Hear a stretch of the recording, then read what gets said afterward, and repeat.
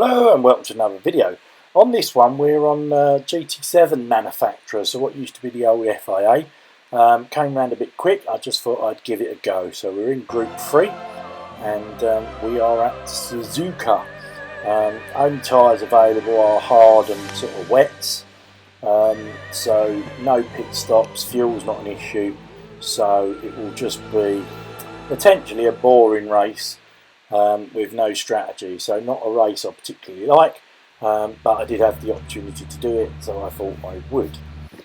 So as you can see, we're going down the line now. Where did we qualify? Like I say, we're in the old Group 3 Jag, and we've got a dark grey new livery on it. I think we're 9th or 10th, somewhere like that. I think there's somebody else in the Jag, so we're in 10th place there. So yeah, there we are. Look at that. Right, so race about to get underway. It's a rolling start as always, and as you can see we've got two views. So we've got the onboard view, which you can see on the bottom, and on the top right we've got the exterior camera view. So anyway, as you can see on the weather radar, we actually have weather. I'll come back to that later because it's yeah, a bit peculiar what happens here. Anyway, first corner there, we actually gained a few places.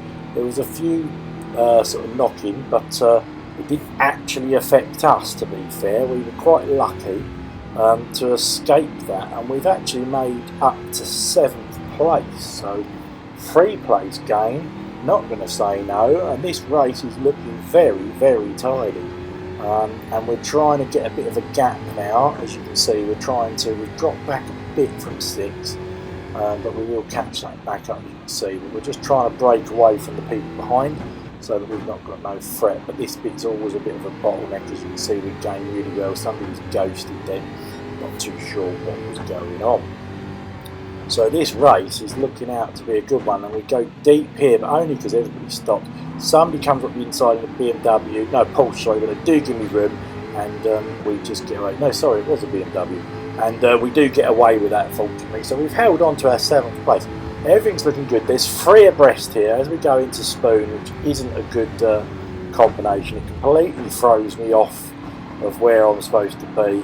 And as we go around here, we just lose. We could just go wide, and it's game over, as you can see. Now I can't blame anyone on that. They were 3 abreast, but obviously there's nothing wrong with that. But unfortunately, that is what absolutely just threw me off, and I just went too wide, which is a silly mistake. So game over after that. We were actually down in last place, about 40 seconds back. We've skipped on now, as you can see, to lap 11. And the reason I stayed in the race. If you look at that weather radar now in the middle, because I've zoomed it sort of right in, you can see that the rain is covering half the track and the other half is dry. If you look at my rain gauge on the bottom left next to the tyres, you can actually see there is water on the track, but only in this section of the track. When I get to that bit of track that's not in the rain, it's dry. However, what I did was somebody went in the pits and put on intermediates, and I just literally followed them in. So we'll have to see if that pays off or not towards the end of the race. What we're going to do now is we are going to skip on, because we're sort of a bit in no man's land, for the last 2 laps, so lap 14 and 15, where we do have a little bit of a battle, and let's see where we can go. So here we go, lap just about to end of lap 13. Somebody spun there on hard tyres. We're just about to start lap 14. We've got a Viper in front there in 8th place. What's his name? Andeli, I don't know how you pronounce that, the German driver. Very good driver. I came across him a few times in the race, very clean. Anyway, and he's got cars in front of him. So, and as you can see now on the weather radar, it's completely and utterly hammering down. You can see the spray coming off the cars. You look at the video camera to the top right, you can see it, and you can also see the conditions. So anybody now that's on slick tyres is just going literally nowhere. And also you can see I am keeping up with the Viper, and in some places it's holding me up, you can see. But if you look at my throttle responses on the right hand side there, and brakes, I've never known a race like it with so little traction.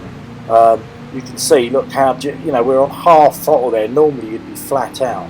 and here we're just, normally it's a dab of the brakes and around you go, or a lift, and there we're sort of hard on the brakes and we're just no throttle at all. It was that bad. There was just it was just no knowing where the grip was. Very, very bizarre. Normally when it rains you have no grip and that's the end of it. But this race was very, very, because we nearly go into the back of the Viper there. This race was very strange because it wasn't like that. It was, in some places you had grip and some you didn't. The only thing I can think of, if you keep looking in that TV camera view, you can see the spray coming off the cars, and at some points like there isn't a spray, and I think that's where, obviously, where it's wetter than other places. But anyway, let's get back to this race. So as you can see, we are actually in 7th place. So considering we started 10th, we went down to last and was about 45 seconds back.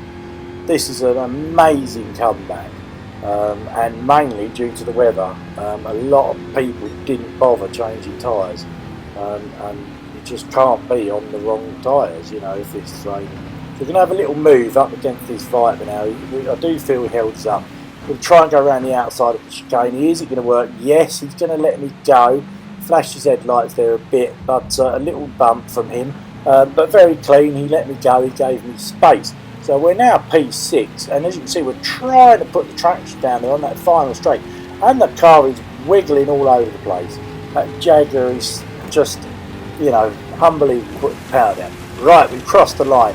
Final lap, lap 15. What can we do? We're in 6th. The rain's going to be here now till the end, as you can see. We've got to be careful not to make a mistake.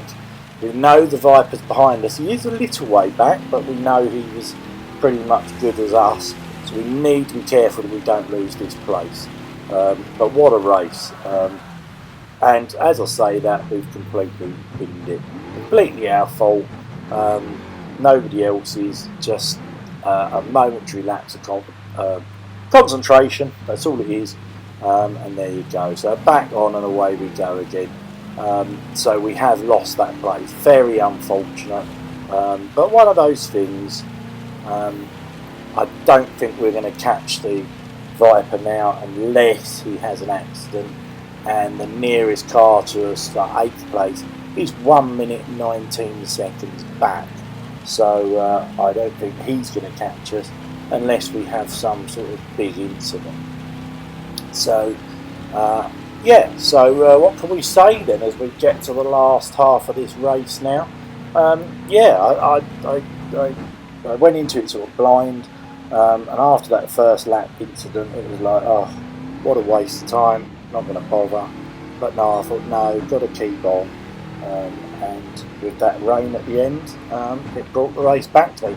Now, if we'd have started in 10th and not had that incident on the first lap, it does make me wonder where we would have been. But our luck with these FIAs hasn't been great this year, has it? When we did the last lot, we had about 4 races where we had bad incidents. Obviously today wasn't a bad incident, that was my own fault, obviously, because I just went off. But there are back markers there that are still on slick tyres for some strange reason. I'm not sure why, but as you can see, you can just pass them with ease. I don't think we're going to get the old Viper. He's 15 seconds up the road there.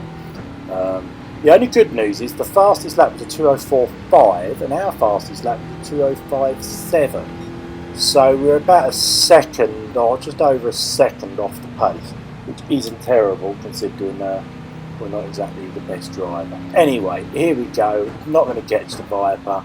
Can we get this last chicane done for the final time without crashing and without spinning? Let's hope so. A bit bouncy over the curbs. Very careful as we put half power down. We lose the back end slightly, but we gain it again. And across the line we go in a P7. So that's a 3-place gain. We'll take that. And I hope you liked the video. If you did, please hit the like. And we'll see you in another.